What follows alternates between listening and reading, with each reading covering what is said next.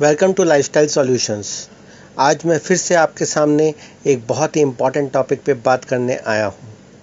क्या कभी हमने सोचा है एज अ भारतीय, एज अ इंडियन, कि महंगाई क्यों बढ़ती है, या ये सब चीज़ें जो हम खरीदते हैं, जो हम रेवेन्यू जनरेट करते हैं और एक तरीके से कंट्रीब्यूशन करते हैं, सरकार के टैक्स के कलेक्शन करवाते हैं, बहुत सारी चीज़ें डेली यूज़ में खरीद के उससे सरकार को क्या फ़ायदा होता है और क्या नुकसान होता है, और अल्टीमेटली हमारी जेब पर क्या असर पड़ता है।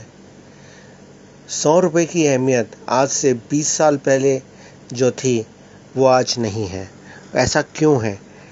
100 रुपये के अंदर जहाँ पर हम पहले 10 चीज़ें खरीद लेते थे और शायद 10 साल पहले 5 चीज़ें रह जाती थीं, आज शायद 1 या 2 ही चीज़ें खरीद पाते हैं। ऐसी महंगाई करने का क्या फ़ायदा कि जब हमारी जेब पे भी असर पड़े और हमारे देश के ऊपर भी असर पड़े। आज हम बात करेंगे स्वदेशी मूवमेंट के बारे में।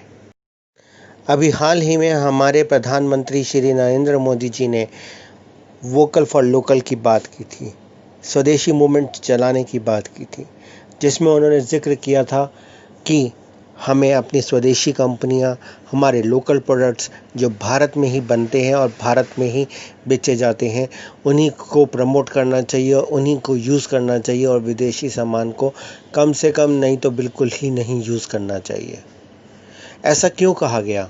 ऐसा इसलिए कहा गया क्योंकि जो विदेशी कंपनियां बाहर से आती हैं और यहाँ पर प्रमोट करती हैं, माल बेचती हैं, वो सारा सामान का जो टैक्स कलेक्ट होता है और जो पैसा आता है उसका रेवेन्यू वो अपने कंट्री में भी लेके जाते हैं, जिसका अल्टीमेटली फ़ायदा उनकी करेंसी को होता है। और हमारा, जब हम बात करते हैं कि हमारा रुपया क्यों गिरता जा रहा है और डॉलर क्यों बढ़ता जा रहा है, या यूरो और अदर करेंसीज क्यों बढ़ती जा रही हैं, तो उसका सीधा प्रभाव इसी बात से पड़ता है कि हम आज कौन सी चीज़ यूज़ करते हैं, कहाँ की चीज़ यूज़ करते हैं और कैसे यूज़ करते हैं।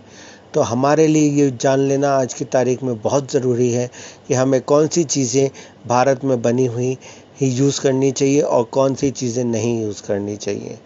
आज हम इसी टॉपिक पे एक स्वदेशी बुकलेट, जो सरकार ने पॉकेट बुकलेट लॉन्च की थी, उसी के आधार पर हम आपको यह जानकारी बड़े शॉर्ट में, बड़े ही सिंपल वे में आपके सामने रखेंगे कि कौन सी आइटम आपको लेनी चाहिए और कौन सी आइटम हमें नहीं लेनी चाहिए। लेकिन उससे पहले मैं आपसे एक ज़िक्र करता हूँ, एक कविता का, या आप ये समझ लीजिए कि एक स्टोरी का।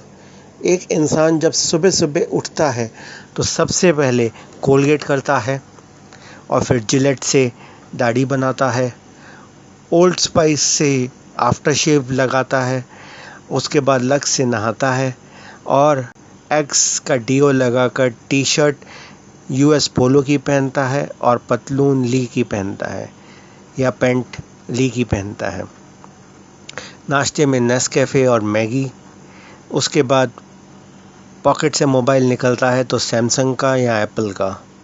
चश्मा रेबेन का पहनता है, जूते रिबॉक के, और उसके बाद रेडो पे टाइम देखता है। मैकडोनाल्ड में बर्गर खाता है और शाम को घर आते हुए बच्चों के लिए लेज़ या फिर वेफ़र लेकर आता है, और शाम को ब्लैक लेबल की चुस्की लेते हुए आपस में चर्चा करता है कि यार ये रुपया डॉलर के मुकाबले इतना गिर क्यों गया है, और हमारे देश में महंगाई क्यों बढ़ती जा रही है और गरीब क्यों बढ़ते जा रहे हैं।